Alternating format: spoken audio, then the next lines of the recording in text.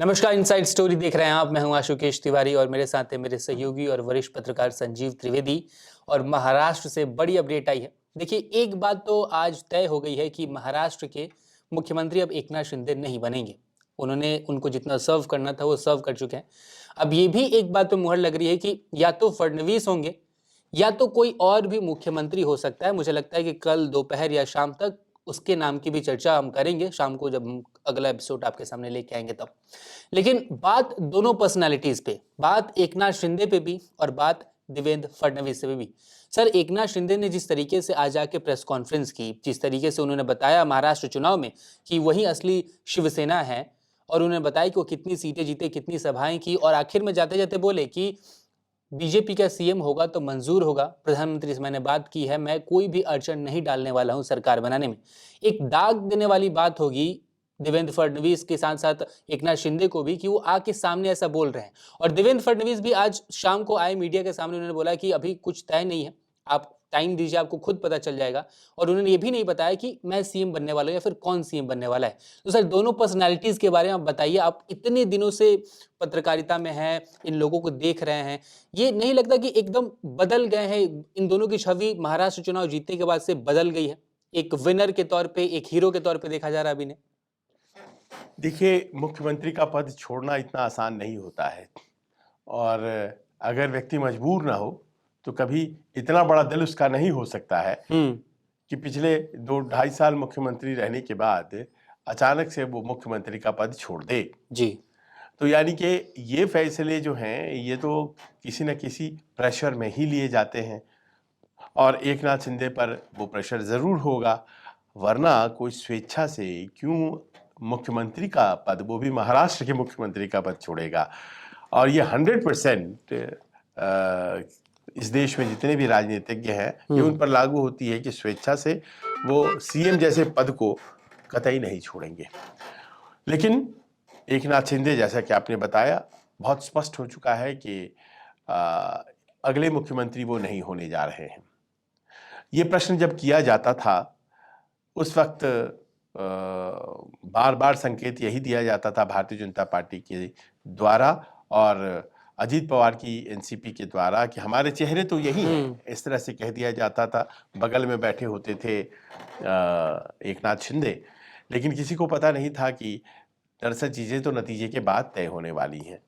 आज की तारीख में जो बार्गेनिंग चिप है, वो bargaining chip Bharatiya Janata party के हाथ में है, वो एकनाथ शिंदे के हाथ में नहीं है, वो अजीत पवार के हाथ में नहीं है।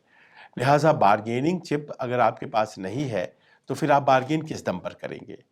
37 सीटें थीं उस वक्त जब 2022 जून में गुवाहाटी वाला एपिसोड हुआ था और उद्धव ठाकरे के खिलाफ बगावत कर एकनाथ शिंदे ने शिवसेना तोड़ दी थी और सरकार बनाई थी। एक बार्गेनिंग चिप उनके पास थी। 105 सीटें लेकर के भारतीय जनता पार्टी किसी भी स्थिति में सरकार बनाने की पोजीशन में नहीं थी, और शिंदे के द्वारा लाए गए विधायकों से ही सरकार बन सकती थी और उद्धव ठाकरे की कुर्सी जा सकती थी। तो उस वक्त सभी शर्तें मान ली गईं।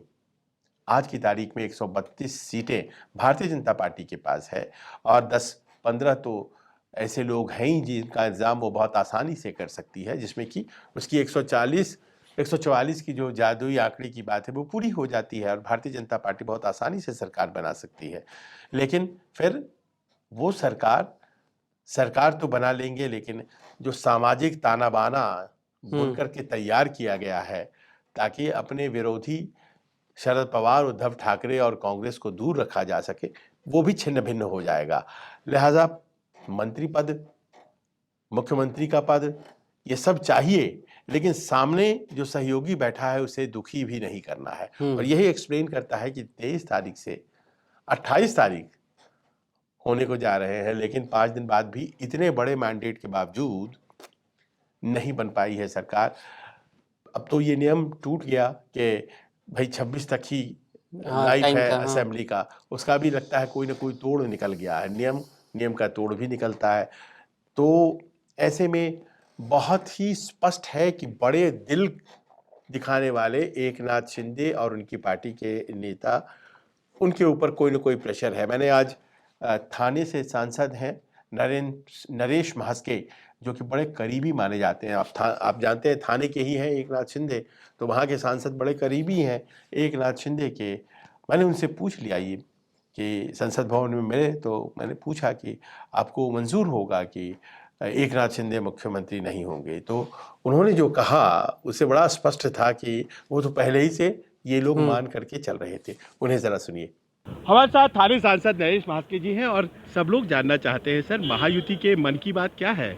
चीफ मिनिस्टर अभी तक महायुति की मन की बात है, हमारा महायुति का सीएम हो जाएगा। हमें लोगों ने इतना बड़ा मैंडेट दिया है, लोगों का काम करना, महाराष्ट्र का विकास करना, ये हमारी मन की बात लेकिन एक नाथ शिंदे अगले सीएम होंगे या न होंगे इस पर है। देखो, महायुति का नेता सीएम बनेगा, कोई भी रहेगा हमारा महायुति का नेता रहेगा, हम लोग उनके स्वागत करेंगे। अठावले जी ने न्योता भेजा है। अठावले जी का छोड़ दो, वो केंद्र में आ जाइए, वो एक केंद्र नाथ जी के को बहुत बड़े नेता है, लेकिन भले उनका महाराष्ट्र में एक भी आमदार नहीं है, एक भी नगर सेवक नहीं है, तो भी बहुत बड़ा नेता है। हम उनका रिस्पेक्ट रखता हूँ, उनके ऊपर टीका टिप्पणी करना मुझे अच्छा बस आखिरी सवाल है सर, फडणवीस जी का नाम अगर आता है मुख्यमंत्री के तौर पर तो क्या आपकी पार्टी को स्वीकार होगा? सवाल ही नहीं आता। फडणवीस जी हमारे नेता हैं, तो उनका नाम आएगा तो उनका स्वागत, और हमारे महायुति के घटक है, उनकी वजह से महाराष्ट्र में युति बनी है। 2.5 साल से वो शिंदे साहब के साथ काम कर रहे हैं, तो उनका स्वागत तो हम लोग करेंगे ही, उसमें सवाल क्या आते हैं? तो रोल बदल जाएगा, डिप्टी सीएम हो जाएंगे? की बात ये देखो, जो कुछ होएगा एक नाथ शिंदे साहब डिसीजन लेंगे। हम लोग महायुति के साथ में हूँ, कोई भी सीएम होने दे, हम उनके साथ में हो। हम सीएम की कुर्सी के लिए इकट्ठे नहीं आए हैं। हिंदू हृदय सम्राट शिवसेना प्रमुख माननीय बाला साहेब ठाकरे जी ने जो नेचुरल युति, हिंदुत्व की युति, वो युति है। जो उद्धव जी ने किया वो आप नहीं करेंगे? उद्धव जी जैसे कुर्सी के लिए हम लोगों ने युति नहीं की है, अगर सीएम पद नहीं मिला तो उठ के चले गए, वैसे हम लोग नहीं है। अब नरेश जी को ये लगता है कि देवेंद्र फडणवीस बड़े ही महत्वपूर्ण हैं। देवेंद्र फडणवीस के होने की वजह से ही महायुति का गठन हुआ और सरकार बनी थी। यह हकीकत है।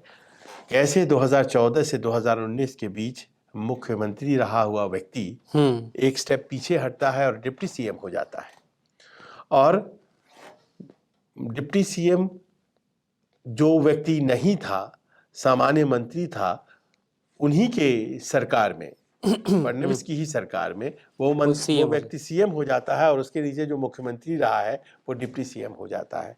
तो वो भी बहुत एक सहज वातावरण तो था नहीं, लेकिन उस विष को इसीलिए पिया गया क्योंकि फिर उससे जो है आने वाले दिनों में बेहतरी की संभावना थी। और देखिए, ये जो दो ताकतें मिली एक नाथ शिंदे और भारतीय जनता पार्टी की, इसने क्या गणित किया कि न केवल एक और पार्टी तोड़ ली गई एनसीपी और अपने गणित को और ज़्यादा बढ़ा लिया गया, बल्कि सीटों के गणित को, बल्कि जब चुनाव हुए हैं तो देखिए चुनाव में भी ऐसा लगता है कि डिमोलिश हो गया है विपक्ष, और मराठा सपोर्ट भी मिल गया, ओबीसी का सपोर्ट भी मिल गया, ट्रेडिशनल जो भारतीय जनता पार्टी का वोट बैंक है वो भी साथ आ गया, और एक प्रचंड जीत में कन्वर्ट हो गई।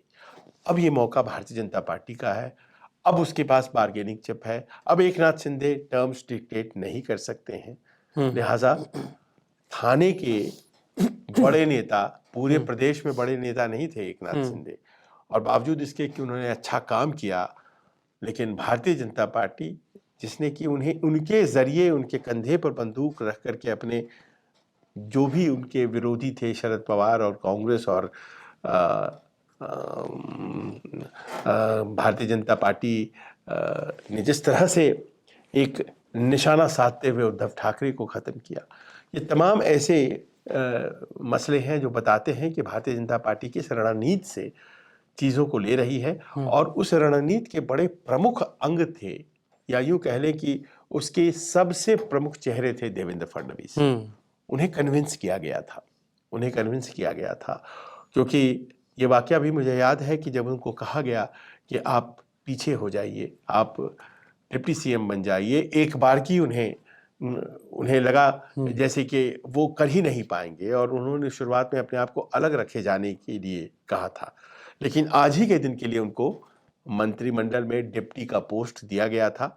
चाहती तो उनकी मर्यादा का ध्यान में रखते हुए उनको अलग भारतीय जनता पार्टी कर दे सकती थी, लेकिन उनको साथ भी रखा गया, ये साबित करने के लिए सिर्फ कि देखिए हमने आपके लिए सैक्रिफाइस किया है, अगले चुनाव के बाद यही सैक्रिफाइस आपको हमारे लिए करना है जी।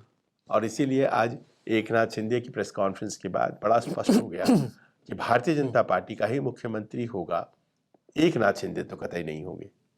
मतलब बेसिकली दोनों ने ही बलिदान दिया। फडणवीस ने पहले दिया, अब एकनाथ शिंदे की बारी थी, एकनाथ शिंदे ने भी बलिदान दिया। देखिए कल तक क्या होता है, क्या महाराष्ट्र को उसका नया मुख्यमंत्री मिलता है, क्या देवेंद्र फडणवीस वापस आते हैं? इन सभी सवालों के जवाब के साथ कल हम फिर से हाजिर होंगे इनसाइड स्टोरी में। फिलहाल इस वीडियो में इतना ही। बहुत बहुत शुक्रिया।